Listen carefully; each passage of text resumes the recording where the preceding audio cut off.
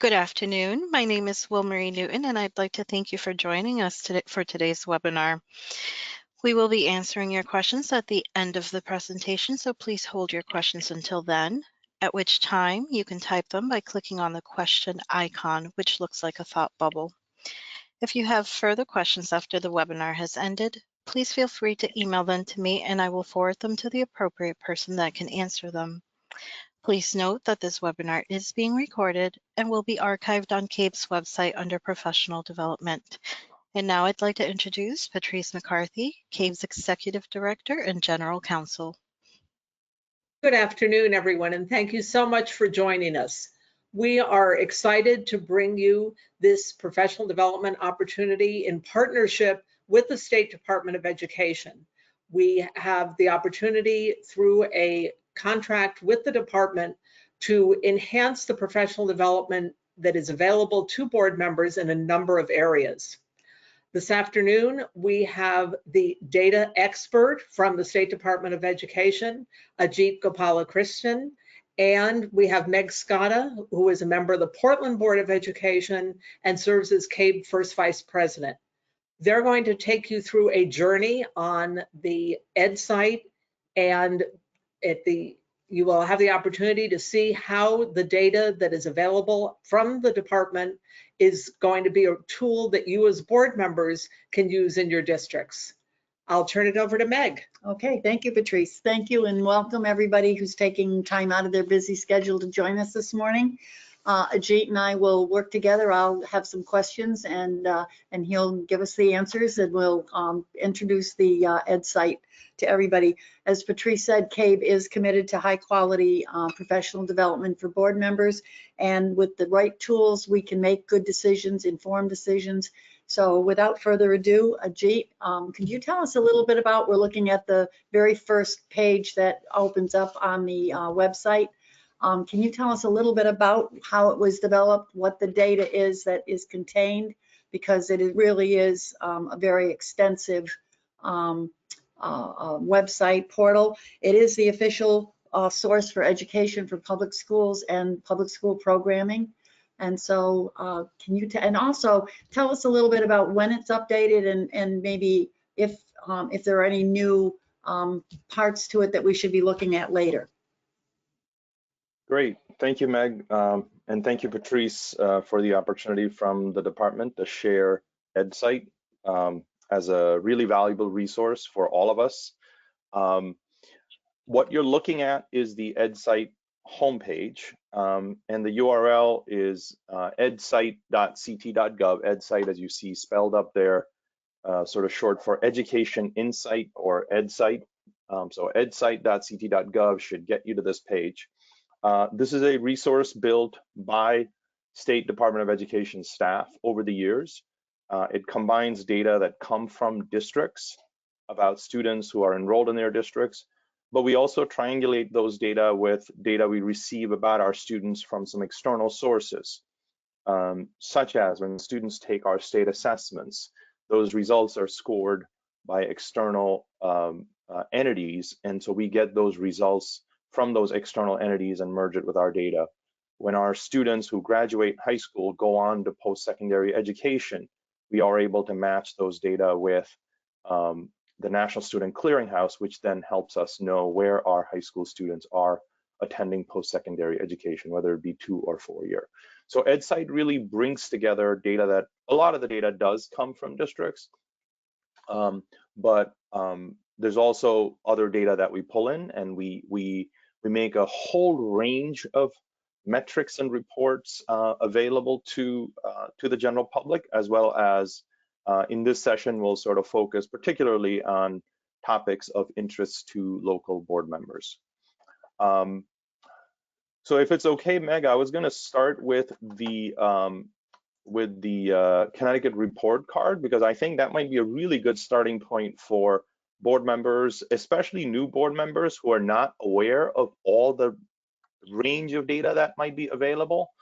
And when you come to EdSight, you just have to click on Connecticut report cards, and I already have it open here in the next window. And you'll see here, you can click to see the state report card, which I'll do in just a moment. but you can also pick an individual district. And if you pick a district, you can pick individual schools. So for example, if I were to pick Ansonia, it'll show me the schools within Ansonia, and I can pick that to view that particular report card. But let me start with the state, just to get us going. And when you click on the state report card, you'll notice that the entire report card starts to load up. It gives you some high-level information at the very top, but then it gives you data in 4 sections. It gives you data for students that you can click, expand, and contract. It gives you data about educators in our system. It gives you data about instruction and resources, including per student expenditures, per pupil expenditures, as well as performance. And there's a lot of metrics in here in all of these buckets, and that I will review briefly for your information. And what I would urge the attendees on this call is, as I am presenting, feel free to pull up your own devices, open your browsers, go to EdSight, click on Connecticut report cards, and follow along on your own devices, because there is nothing like actually using it yourself and playing around with it. There is a lot to EdSight, and Meg and I were joking at the start that if I really needed to cover everything, we're probably looking at a couple of days, because there are so many reports and so many ways in which we're slicing the data and presenting the data. So in this 1 hour, we're clearly not going to be able to cover it all, but we'll give you the highlights and really what, from a board perspective, what you really need to know, and what might be good as starting point for discussions with your local district leaders. So let's look at the state level picture. We have a little over 500,000 students in our system across the entire state.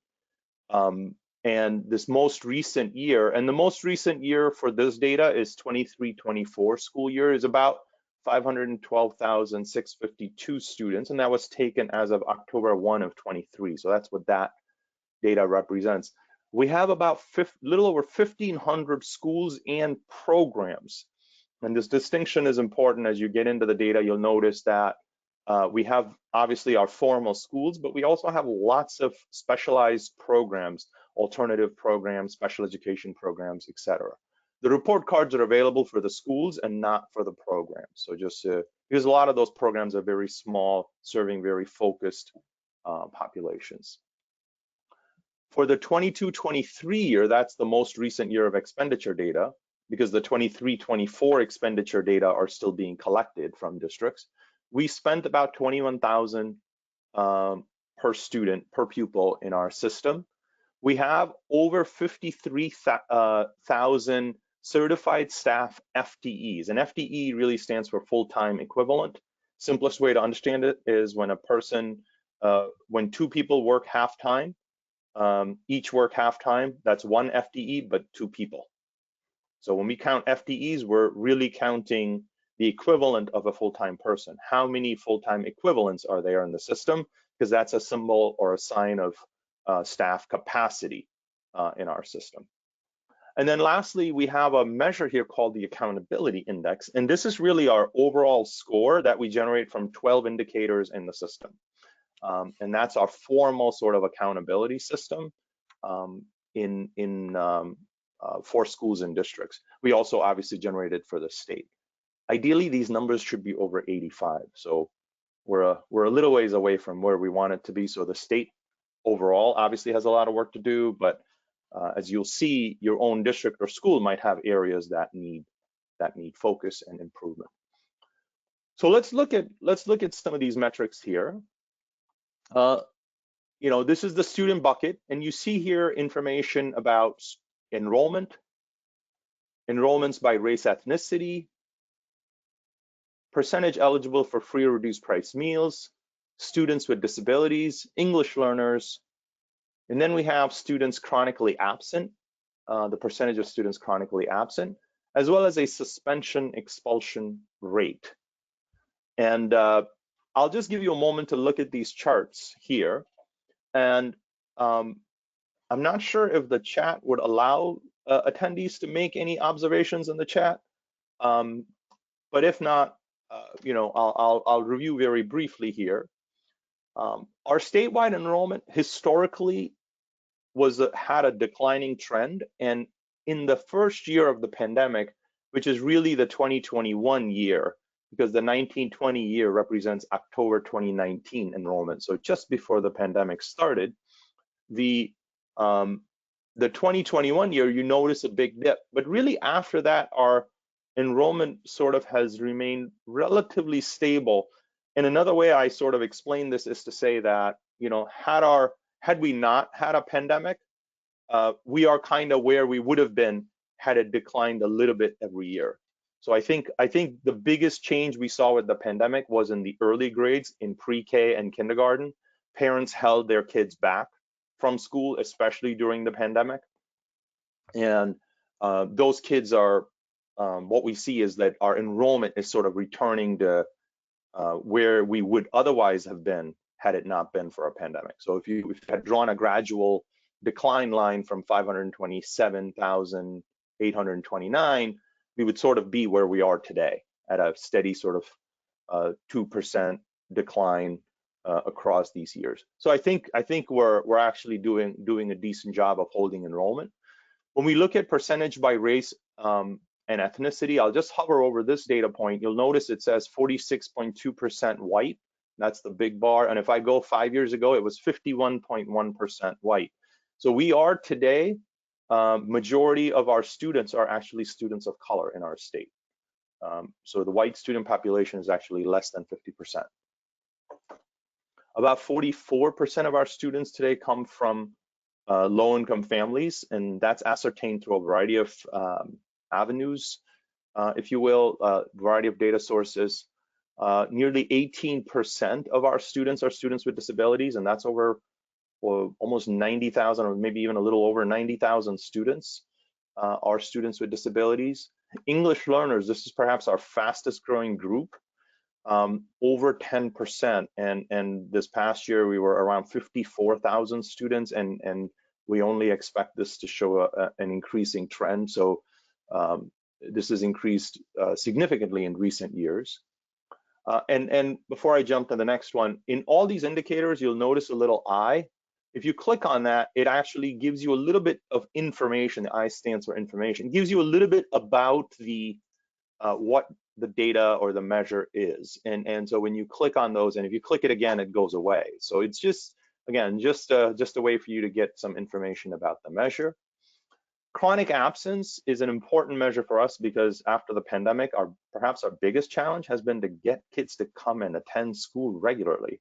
And we are not yet back to the level of attendance that we had prior to the pandemic. And so you'll notice that we are at about 17.7% of chronic absence. And chronic absence means that students are missing at least 10% of their school days. So imagine a student enrolled for 180 days. If they're absent for 18 of those 180 days, they're considered chronically absent for any reason. It could be a sickness, it could be travel, it could be whatever the reason might be. It's not about whether the absence is unexcused or excused. It's really about whether they're missing learning. And so it's really saying that, you know, about 18% of our students, that comes out to about 87,000 students are missing 10% of their school days. It's better from our high point from a couple of years ago when over 117,000 students were missing 10% of their school days. So we're doing better, but we still have a long ways to go from pre-pandemic levels. If I were to go even another year before, it would be like 10%. And it was around 50,000, 55,000 students. So we're at 87,000 students. So we still have a lot of work to do. And one thing I'll draw your attention to, notice this little icon next to it that looks like a gauge. If I click on it, it basically says chronic absenteeism is accountability indicator number 4. And the ultimate target for this indicator is a rate of less than or equal to 5%. So clearly we're far from that rate. That's where we want to get to. It's also saying that this is an accountability indicator. It's one of the 12 indicators that feeds into this sort of big number here, the accountability index. And you'll see several other indicators in this dashboard contain that information, where you can sort of click on it and view that, what is that indicator. Lastly, suspension expulsion rate is basically saying what is the percentage of students that received at least one suspension or expulsion. It can be an in-school suspension, out of school suspension, or an expulsion. And basically any removal from class for more than 90 minutes is a suspension. So if the kid is out of the regular classroom for, if they're removed from the classroom, then that's considered a suspension. So in-school suspension, so about 7% of our students receive those suspensions. And one thing, some of you may have jumped ahead here, if you click on any of these headers, it'll actually take you to deeper drilling down on those data elements. There are additional reports available in EdSight that give you greater detail, and I'll do that in a moment. If you click on educators, you'll see similar types of information. You'll see about certified staff equivalent FTEs, and you'll notice actually our FTEs are increasing. And that's an interesting trend, right? As our enrollment decreased, our FTEs increased. And if you were to drill down to it, you would see that we saw increases really where it came to some of those support personnel, social workers, school psychologists. As our population changes, the profile of needs and services they need changes. So just because our enrollment may be a little bit lower than a few years ago, doesn't mean we should see corresponding fewer staff. Actually, the student needs might be greater, for which we need greater staff. And here it shows you kind of the breakout. Obviously, the biggest bucket is our general education teachers. So 2/3 of them are regular ed classroom teachers, but then you'll see some of the proportions for the other areas as well. A big area of focus for the state is having diverse educators in our classroom. So that's a big measure in the report card. So you'll see sort of statewide, 46% of our students are white and 88% of our teachers, our educators, our certified educators are white. So clearly that's been a focus for us to increase diversity in our classrooms and in our schools. And absenteeism for teachers. This data is a little bit lagging because we wait till the year ends, and by the time we collect it, it tends to lag. But we have heard about educator, classroom teacher attendance issues and just the stress among some of our educators. So some of that's reflected in these data as well. I'm going to pause here for a second and just ask, how are we getting questions into the system? Is there a Q&A box, or is the chat available for folks? Let me find out. Okay. Marie. Yep. So the questions get submitted and I see them. Okay. I don't have any at the moment. Okay. As far as the chat, I'm actually not sure about the chat feature. I know I sent a message to the entire audience, so they should have been able to click on the edsight.gov. Okay, perfect. Okay. If I need anything blasted to the entire group, I'll just send it to you, Will Marie, and you can pass it along. Perfect. And to all the attendees, I know many of you are out there.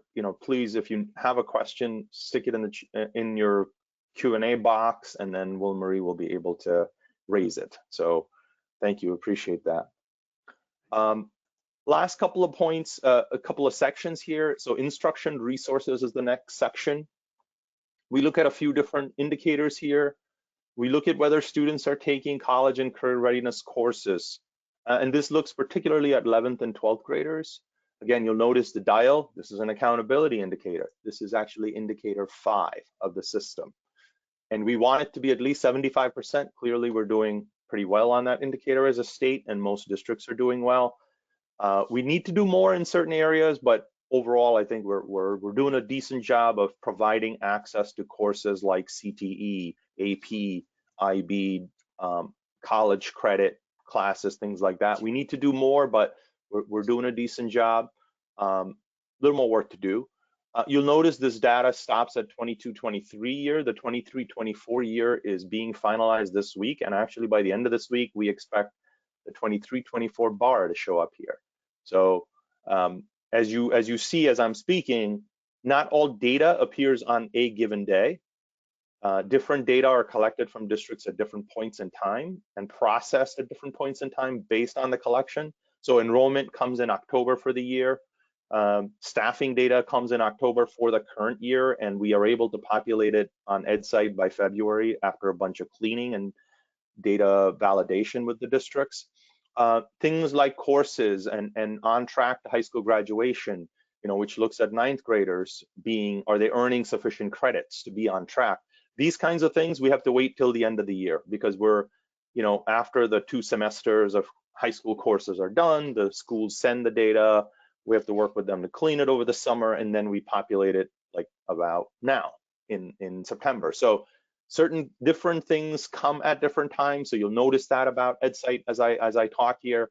But again, I'm starting with the report card because if you use nothing else on EdSight and just use the report card, you will be doing a great job because it gives you all the high level things you need to know to ask questions of your local board as to how they're doing, what might they do differently. The report card will give you all the questions you need to focus on.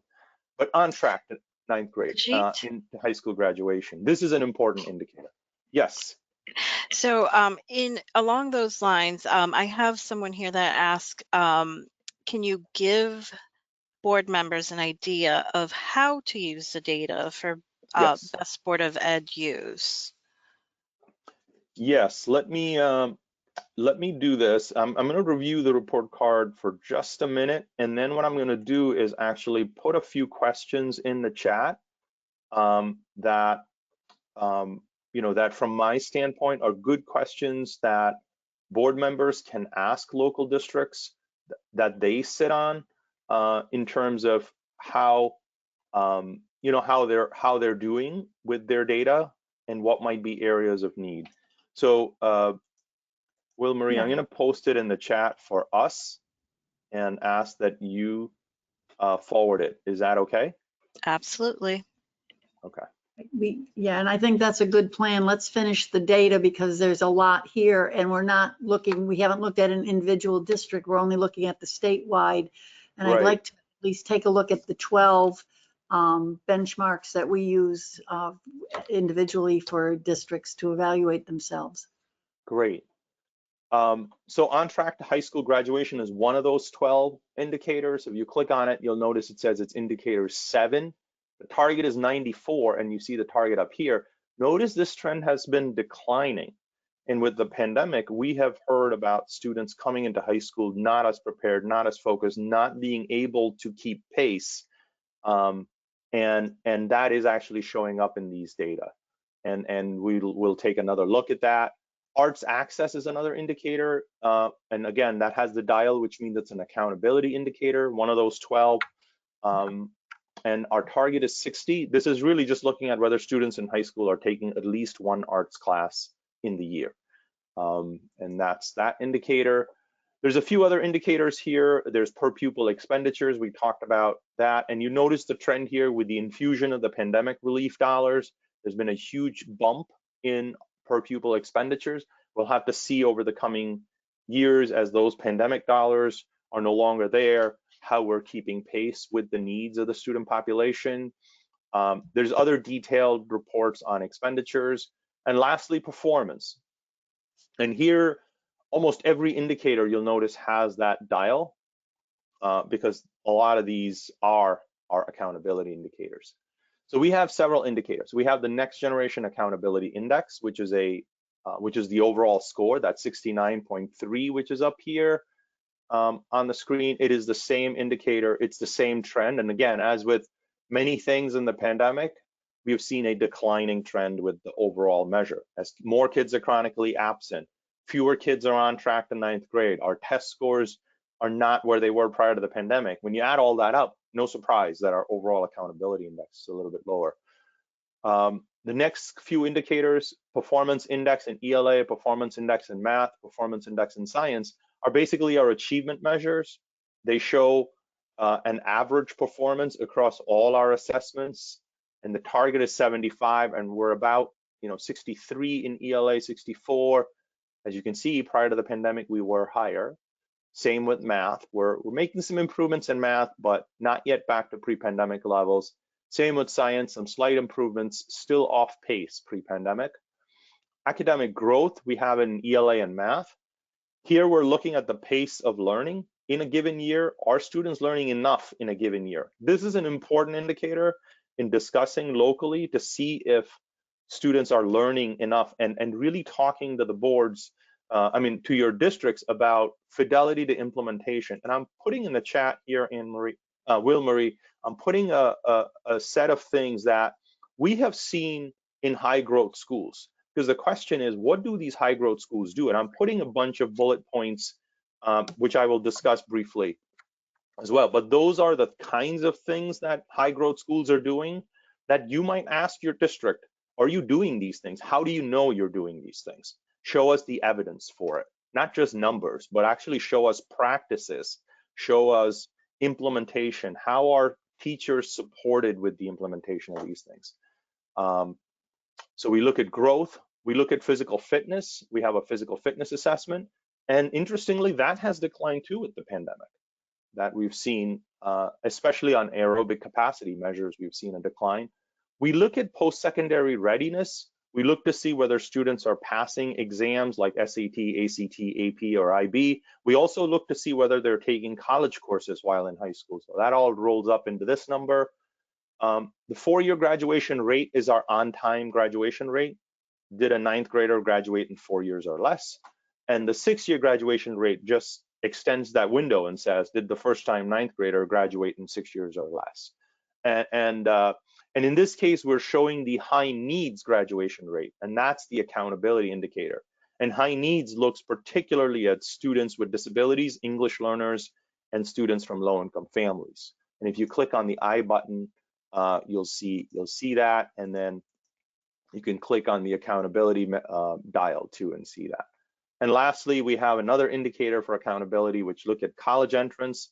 Again, college doesn't just mean 4-year colleges. It also includes 2-year colleges. It also includes certificate, credit-based sort of occupational certificate programs that are offered through our community colleges that are included here in terms of whether, and all we're looking at is whether the student matriculated to a college 1 year after high school graduation. So all these indicators, so as a board member, every one of these, this entire report is available for every district. And I know that Meg was okay with me pulling up Portland. So I will pull up Portland and I will hit submit.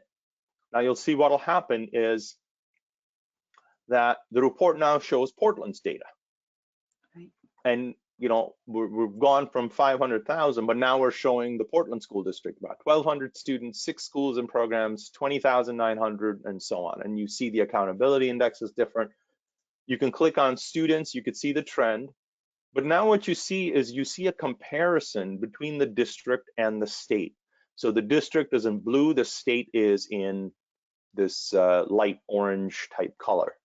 So if I were to look at this population in Portland, in 23-24, about 72% of the students are white. So quite different from the statewide, where it's about 46% white. So different composition, population with slightly fewer needs, still about 30%, you know, almost 1 in 3 students coming from low-income families. Students with disabilities greater than the state average, right? So you can see that. Far fewer English learners in Portland. Fewer students chronically absent, still high, but fewer students. Suspension rate actually greater than the state. And you could do the same thing when you get to some of these other measures. You'll see classroom teacher attendance compared to the state. You'll see, you know, all the other measures compared to the state. And the same way performance is also compared to the state. So you can see achievement slightly higher than the state. Growth, especially this recent year, a little stronger than the state. Fitness, post-secondary readiness is higher. 4-year graduation rate's a little bit lower than the state, and the 6-year rate is a little bit higher for high need students. And post-secondary entrance also a little bit higher. But you can see trends for Portland itself have sort of had a, you know, declining effect. Portland had, you know, an accountability index prior to the pandemic, low 80s to high 70s to low 80s. Portland has seen a decline too with the pandemic. So again, the trends you see statewide, you tend to see among several districts as well. If I were to pick a particular school within the system, and I'll pick an elementary school just to illustrate how an elementary school report card would look a little different. And this one is a 2-4 school. I know in Portland you have different tiers. We You tier do. the Yes, we schools a little do. differently than probably more traditional approach. So here's an elementary school report card. You'll notice these measures now all of a sudden that we only show 3 years of data because it gets unwieldy to show too many. But now you can compare the school to the district to the state. So you kind of get to see how is the school different from the district and how is the school different from the state. So you get kind of a broader picture. So sometimes when you see no data here, it generally means that the school really didn't have any suspensions that are that amount to even 20 students being suspended. So when we don't have enough of an N, we can't show the data to protect Right. student confidentiality. So again, you get to see sort of this these measures juxtaposed against the district and the state, and clearly a strong growth school, especially in mathematics. So that is one area. We were a focus school for 3 years, and we really achieved. We came away achieving a high growth in that area because of the changes that were made. Administrators and superintendent really looked at that low math rate, and so we were able to, through some state funding, do some intervention, and we've now achieved a higher achievement in student success in math, which was really very exciting when we found out that what we were doing was working. And that was because we used the data, and the state used the data to help us to focus in on that lower score. Great. I think I'll pause here. And Will Marie, if you could post the stuff I have sent into the chat for everyone. I see you've already sent the high growth schools one. That's great.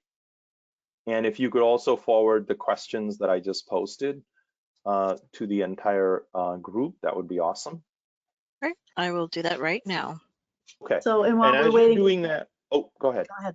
Well, school districts like to compare themselves to each other. And I know we used to use the DERGs as one way to look at similar, but that's not a good way, in my opinion, to find out if a district is successful. It's interesting to make a comparison to the state numbers, but what would you recommend, and how can boards look at the data for comparing themselves and their performance, their successes, their concerns for improved programming and curriculum and allocating resources? No, that's an excellent question. And I'm going to actually pick up from the report card, Meg, if that's okay, just to sort of Sure. say, so what, the DERGs were created many, many years ago.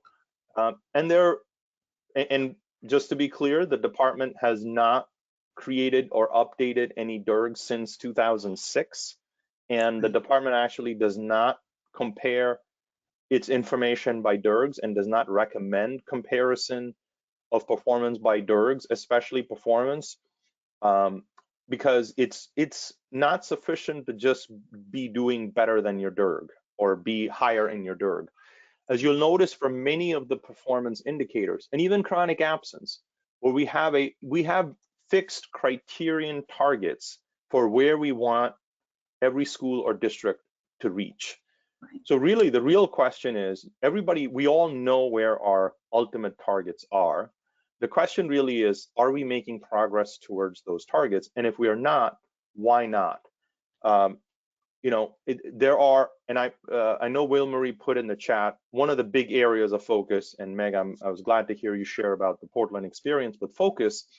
One of the big question is, how do schools grow kids? Like, why are some schools able to grow kids and not others? And by grow, I mean academically, particularly in English language arts and mathematics.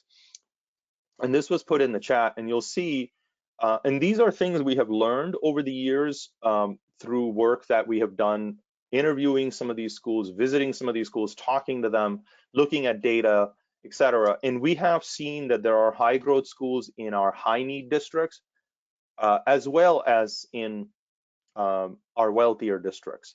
So when we look at growth, it's not about who has the highest achieving kids. It's about wherever the kids are, have they made enough growth in that year? And the schools that can consistently grow their kids year over year, those are the ones that They may not have the highest achieving kids even after a few years, but their kids are making much greater progress than many others. And we have seen a set of common things among those schools, and that's what's listed in the chat or in the message that Will Marie has posted for everybody. That's the what do high growth schools do? You know, they implement standards with fidelity. And when I say standards, these are the content standards. It is really important that what happens day to day in the classroom is rigorous, is aligned to grade level standards, and students are getting the experiences to really go deeper into the learning. And I can't tell you how many times we have engaged with districts and schools and educators where they have shared with us that they thought they had a rigorous curriculum or they thought they were doing it, but then when they looked at some of the standard more closely and they looked at some of the test questions that we provide through our interim assessments, they really realized that they weren't actually extending the learning to the depth that the standards were expecting. So that's what we mean by fidelity of standards. How do we know that that's happening day to day in the classroom? Many districts use commercially available benchmark assessments, and I'm not going to name them. There are a lot of them out there, and districts use them K through 12, and they produce charts and so on. A majority of them are not required by the state, and we actually think they may end up muddling the picture. And so we encourage districts to reduce standardized assessment, especially the discretionary stuff that they have implemented. And the more that you can, as board members, ask questions about the indicators in the report card and in our 12 indicator system, the more there will be alignment between what you ask of them and what they feel like they have to do, and give them the freedom to get rid of some of these standardized tests that are really not needed, some of these commercial benchmark tools. To replace those types of tools, we provide interim block assessments. These are short assessments. They are aligned to the summative, the state assessment. We produce them with our partner states. They're high quality, and you get results immediately that the teacher can use in the classroom. You can, in fact, break them up, use an item in a class as part of classwork discussion. There are many flexible ways to do it, and we encourage our districts to do that. You know, it's talking about professional learning. You know, it's not just teachers. It's also interventionists. It's also the para-educators who may not be certified staff, but are they getting the professional learning? Focusing on little data.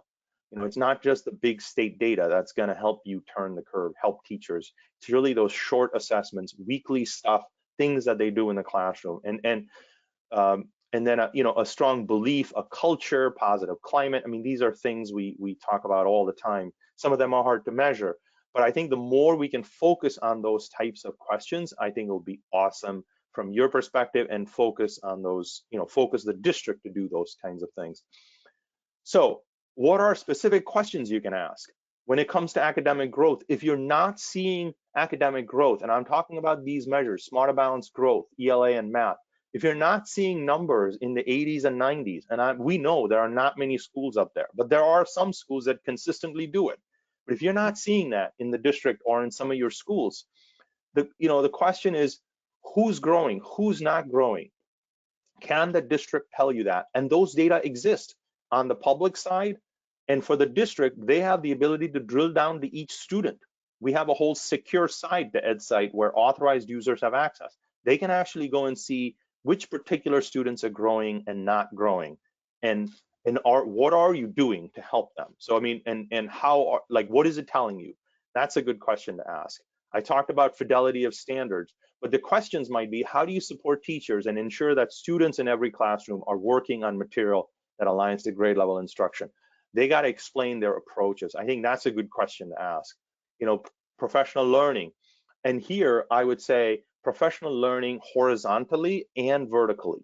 And what do I mean by that? Horizontally within the grade, is there alignment? If I walk into 3 4th grade classrooms, are they pretty much going to be doing similar curriculum at about the same time? So if I walk into 1 week to week, are they keeping pace? Because otherwise that could be an issue. And then vertically, especially when students transition from one building to another. We have seen so many times, especially the high school transition, where the high school doesn't know what profile the student is bringing. And in our secure portal, we give all that data to the district. All the tests that the students have taken is available to the next school, to the next where the student is going. And the district can even provide that in advance of the student coming to their school. So a high school staff, for example, can know when the students are in 8th grade, what is the profile of the students? What kinds of, what is their assessment profile? So the question might be, how are they leveraging the wealth of data available to them to bridge those vertical lines within the district so as to minimize administering more standardized tests? Because what a high school will do when a kid comes in 9th grade, several of our districts give a PSAT in the fall. And I can tell you that that PSAT is very, very highly correlated to the 8th grade Smarter Balance the student just took 3 months ago. Why administer another standardized test? So I think there are many, many opportunities in our system, K through 12, to reduce the time we spend on standardized testing. But you got to ask those questions, you got to share the data, you got to encourage literacy about that data and make use of that data. So the question, if you can ask those questions about how they're using it, I think that's a great way to sort of foster that discussion. So those are some of the questions I would raise about our districts and foster that. The last piece I'd mentioned, Meg, about trajectories and DERG substitute. Maybe I can pivot from this report card if that's okay. Yes, absolutely. Okay, so I will pivot from the report card and I will go to this per pupil. You might have noticed, right? Anytime you click on any of these, it takes you into deeper information. So let me click on this per pupil expenditure. You'll notice that it takes me to a whole other report where it shows me expenditure data now for all districts, and there's a whole bunch of reports. So now I'm out of the report card, which you were just here. This is the report card. I'm out of the report card now, and I'm into like more detailed EdSight reports. So, and you can get to many of these reports from the menus on top. As you can see, there's a ton of reports here. Obviously don't have time to cover everything, but I'm picking this particular report to show, again, where comparisons might be appropriate. So when you come to this whole per pupil expenditures, you'll notice here that says additional reports available, 2017, 18 or later. In EdSight, you'll see a lot of these individual reports will have additional reports, and those are different reports, each producing different information. So I'm particularly going to go to something called resource allocation review, and you should see that here on the bottom. So when I click on that, it opens up the resource allocation review dashboard. And so what does this report show? This report shows per pupil expenditures for all schools in the state. That's what it starts off with. The y-axis here shows the per pupil expenditures. The x-axis shows the percent of high needs. And high needs, again, is students with who are English learners, students with disabilities, or from low-income families. They're considered high needs. So the farther right you go, the greater the percentage of high needs. The farther up you go, the higher the per pupil expenditures. Okay, and the data, this data comes from expenditure data reported by districts to the state. The year is up on top, and you can notice how far back this report goes. 2022, and these represent the fall of years, so 2022 is the 22-23 year, which is the most recent year for which we have expenditure data. In this report, you could see here, there are some school types, so it tells you like regional schools, intra-district magnet, inter-district magnet, etc. What is the per pupil expenditures? It also gives you some detail by size and level. So small middle schools versus small high schools. So those tend to have greater per pupil expenditures on average. And there's definitions for what each of these things are. If you go into report notes, it'll tell you the cutoffs for the enrollment size as to what's considered small, what's considered mid-size, and what's considered large. You'll see that in the notes.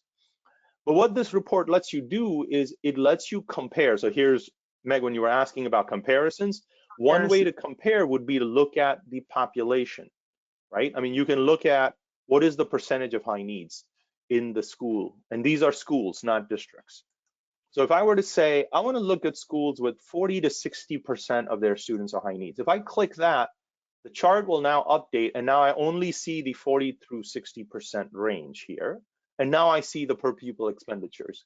And if you click on the district name, you'll see actually individual districts, and you can pick particular districts to look at who are the schools in that range. Or you can also hover over this and see who are these districts, who are these schools. So there is a technical high school. You can hover over this. There is a middle school.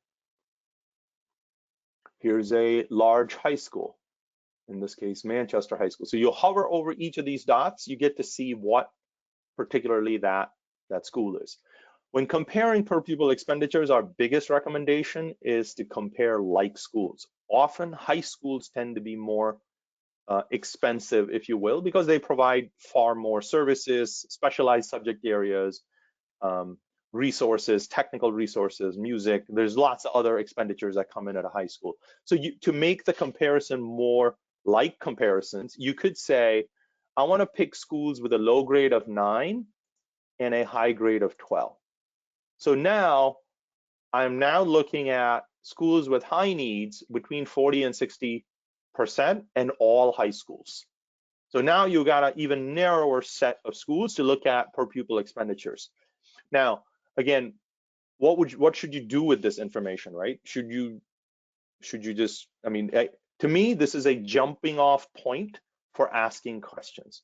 This is not a point to say, okay, my district is doing something wrong, or that other district is, or we're doing something great, and that's it. It's a point to ask questions and to say, okay, here's a school, Bristol Central has a lower PPE with higher high needs, and my district maybe is this other district that has higher cost with a lower high needs. So maybe part of the question is, hey, shall we talk to Bristol? How are they doing this?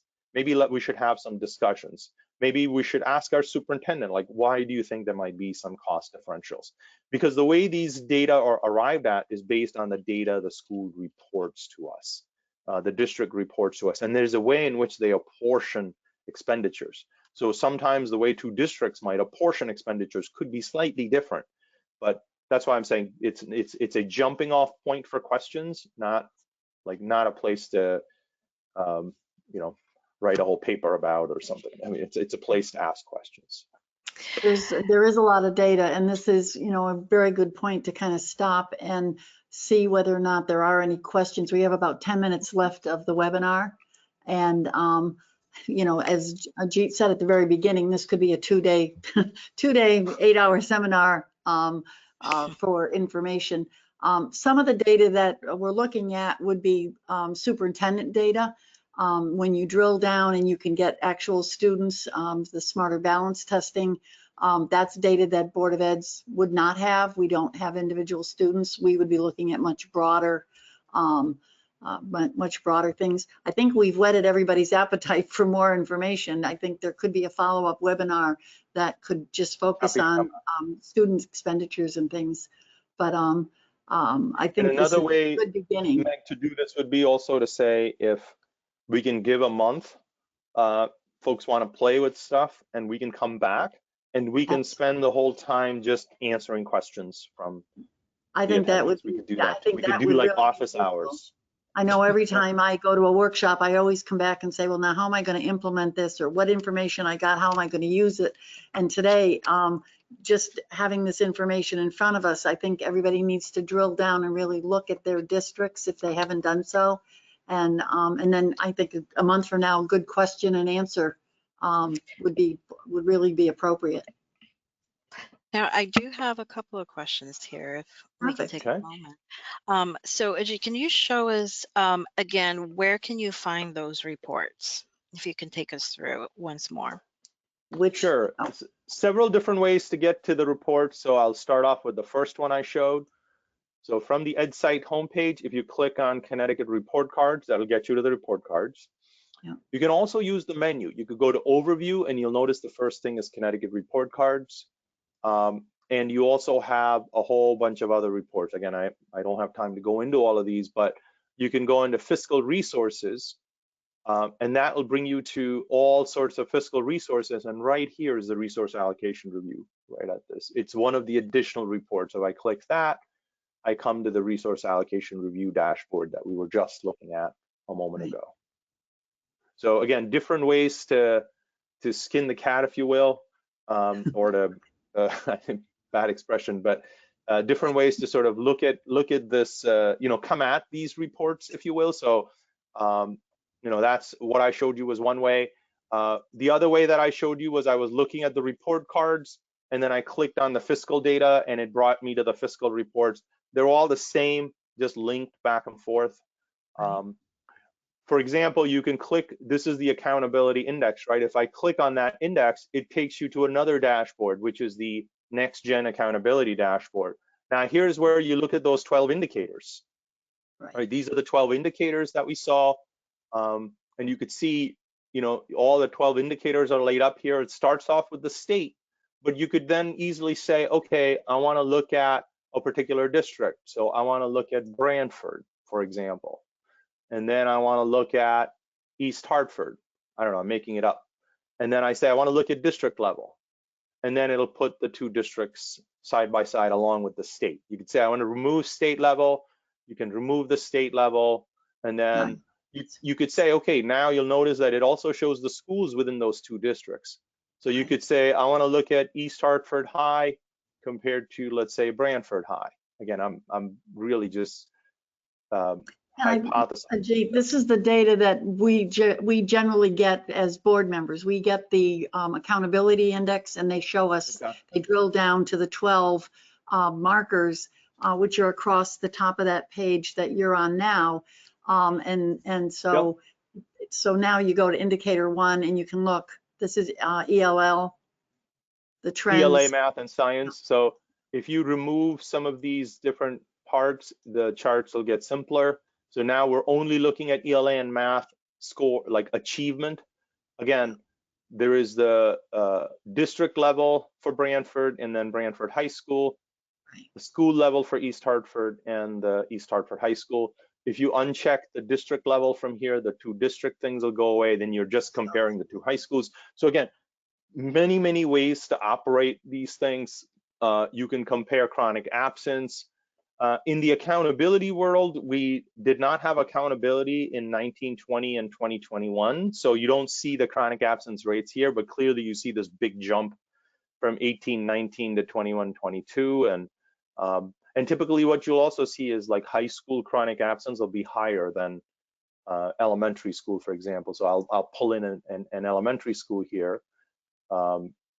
This is the elementary, actually, this is the elementary school. Well, actually, in this case, they have a higher absenteeism. So go figure. Sometimes it happens. So, but statewide in general, you have elementary schools with lower absenteeism. But it really depends on the situation. And I think when you get those anomalies, like why is that absentee rate higher? That's for the district. A board member would certainly want to ask, you know, what's going on in that particular school. So paying attention to the data, looking at the differences from one year to the next, and asking those tough questions. So if you go to the, I mean, we started with the report cards, and you may choose to just live in the report cards, and that's fine. But if you go through the menu on EdSight, there's lots more reports. So if you wanted to, for example, look at educator diversity, and we talked about this briefly in terms of students of color and educators of color. So this is the statewide trend, right? So we've gone from, and this is almost a 14-year trend here, 15-year trend, you know, going from almost 8% educators of color to about 11.5%. But during that same time frame, you know, our students of color has really exploded to where it's now 53.8, like I said before, like we're a majority students of color in our state. But here you can then pull up individual districts. You can look up Avon and Bloomfield or whatever, you know, you can pull up individual districts and see how those districts compare and generate a quick visual. In many of these sort of newer dashboards where you get to do these kinds of things, you see this, when you hover over the object, you'll see this sort of expansion thing. You click on that, it'll actually increase the size of it. And in this case, you notice it shows the underlying data as well. So again, there's lots of different reports in EdSight. Educator diversity is one. We recently released a report on dual credit. And Meg, we didn't talk about this, but this is one of our hottest. It's hottest off the press, so this may be new to you as well. It is. You know, you might want to know, like, what sorts of courses is your high school offering for high school students in partnership with our state colleges and universities. So you could say, and I could pick up on, I know Coventry is one that does some work. It's a really tiny district, but you know, and this is showing you what is the number of college courses that students completed while they were in high school. It's not a count of students, it's a count of courses that students completed. And you could see here that in the case of Coventry, their biggest partner is University of Connecticut, but they also have courses with Bridgeport, CT State Manchester, Goodwin, Eastern. And you could see the types, their top 10 courses. You could see personal finance, US history, and then a couple of US history courses, academic writing. So you get to see, like, what are the kinds of college courses are students in your high school taking. This rolls up into an accountability indicator number 6, but here you kind of get to the granular level. And if you hover over to the course list, you can actually look at some of those individual courses and get really detailed. Like, there's partnerships with Goodwin around manufacturing and so on. So I mean, there's so much information available in EdSight that you can really drill into. And in the last 3 minutes, I'll go to, you know, I showed an example under instruction. And again, play with all these reports. Once we sign off, you can obviously start with the report card, but there's so much more. If you go into performance and post-secondary outcomes. We talked about this yesterday, knowing where our graduates have gone. Yeah. We did talk about this yesterday. And here you get to see what's happening to your students, your high school graduates. Where are they? Like, what is their profile? So and we can look at, and if it's okay, Meg, I'll pull up Portland here. Go ahead. Yep. So, you know, what this says is this dashboard here shows me for the classes of 2016, high school graduating classes of 2016 all the way through 2022, what is the percentage who enrolled in college, who persisted in college, and then who graduated from college. So what this says is 87 students from the class of 2016 who graduated, 79.3%, and that's this blue dot, enrolled in a college or university, and of those freshmen, 85% persist.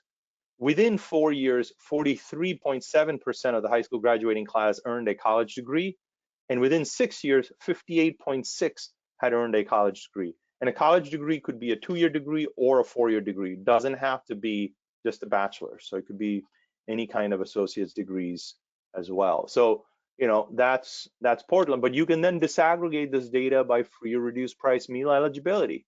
Now, there's not enough students, so the data don't render, but if I were to revert back to the state, and you can pick, or we could pick maybe a slightly larger district and see how, if those numbers render. There we go. So this is Brantford. Yeah. And here you'll notice on the right side of students not eligible for free or reduced price meals, on the left side of students eligible. And what you see here is among students not eligible, you know, almost 60% get a college degree in 6 years. But on the right side, among students eligible for free or reduced price meals, so our, you know, low socioeconomic status families, about 28%. So less than half the rate. Yeah. So again, the number here is 34 out of 68. Yeah. That were enrolled, and then only like little over a quarter got a college degree within 6 years. So again, you know, this disparity, again, not to pick on any one district, this disparity exists. No, but the disparity is evident in so many of the pieces of data that we look at. Mm-hmm. And here's here's the state level data. Again, you see the, 1 out of 4 students from a low income family earns a college degree in 6 years after high school graduation. And we have data that also shows, and this is an additional report under this, which also shows that a college credential is the ticket out of poverty. Not just a bachelor's degree, it can be any type of credential. And these actually track earnings for our high school graduates based on whether they get a college degree, a college credential or not. And you can break this out by college credential, and you'll see that those with certificates, some kind of college credential, associate certificates, is better than getting nothing. Right. So even like 10 years out, our high school graduates earning, 40,000 a year compared to those with higher degrees. Anyway, I could go on, as you can tell, so much to cover. I think more to come, to be continued. And this is all wonderful information. Thank you. I do have another question here. Going back to PPE, when we're looking at it, it is a huge talking point as they approach the budget. And it's sometimes confusing looking at school PPE and the district PPE. Is it safe to say that the district PPE is the average? No, it's not safe to say. And I don't know, which screen am I sharing? Am I sharing the same screen again, or? Yes. So you could see the EdSight dashboard? We're looking at the select high school graduating class. Let's see. Okay, so you're seeing that report, great. Yes. So if you go to overview and fiscal resources, you'll notice that the first report that comes up is per pupil expenditures by function at the district level. So if you need district PPE, pull up the district PPE, and you can pull up for all districts or a particular district. So I'll pull up all districts just to show it. So you can get this level of detail for every single district. So do not assume that the average of the schools is the district. No, not at all, because there are some services that are situated only at the district level. So you definitely want to look at district level PPE separately. And we have that data on EdSight, as I'm showing here. So again, overview, fiscal resources on the right here. That'll get you to that'll default to the district level PPE report. You can then look at, there's several other reports, right, by object. So if I were to click that, you'll notice that it'll show you the, for each of those budget objects, salaries, benefits, etc. So you can look at that, again, available for all districts. So you could click, and that is your district level PPE. How many years of data are with the PPE? Okay, it goes back to 2020. We implemented something called the Education Finance System, or EFS, which established more standard coding across budgets across the state. So that started with the 2017-18 data. So there's PPE even prior to that, but 17-18 onward, it follows the EFS coding system. And it gets reasonable. Levels. Yeah, it's reasonable to look at 4 or 5 years if you really want to go back into the archives, just for comparison's sake. Right, and that's available here, right? So you see it says additional reports 2016 and earlier. So you can actually go to per pupil expenditures here, and that's an older report. And notice this goes back to 12-13, and if you scroll down here, now you got 05-06 as well. Yeah. So, but this will only be at the district level. There's no school level expenditures in those years. Okay. Right. Again, the only thing we can recommend is that you open up the breadcrumbs, which are what the bars, are called, all the little things that you can click on. If you get lost or you get down too deep, just click on the EdSight and go back to the beginning and start again. But it's a very usable, user-friendly website once you start to explore it. And I noticed that you did Gifted and Talented as a new report on 9/17. So this is always updated. People should be checking it out. Board members could be certainly looking at it. Mhm. We also did a vacancy dashboard too. We collected data from districts on how Oh, many right. vacancies you have. So that's something that just launched. Yeah. I myself am not able to keep up with the rate at which we're creating stuff because we've got the tools and we've got the plumbing worked out. So now we're able to produce a lot more things. So gifted and talented is the newest one, yes. And there's many, This- many more that we can spend, but I know we're over time here. Oh, But I we see some we diehards are typically, still hanging in with us. Attendees are We still hanging in typically with do us. run We over. appreciate that. yeah, and we go until 1:15 to allow time for Oh, okay. I'm questions. Good. happy Oh, to perfect. continue.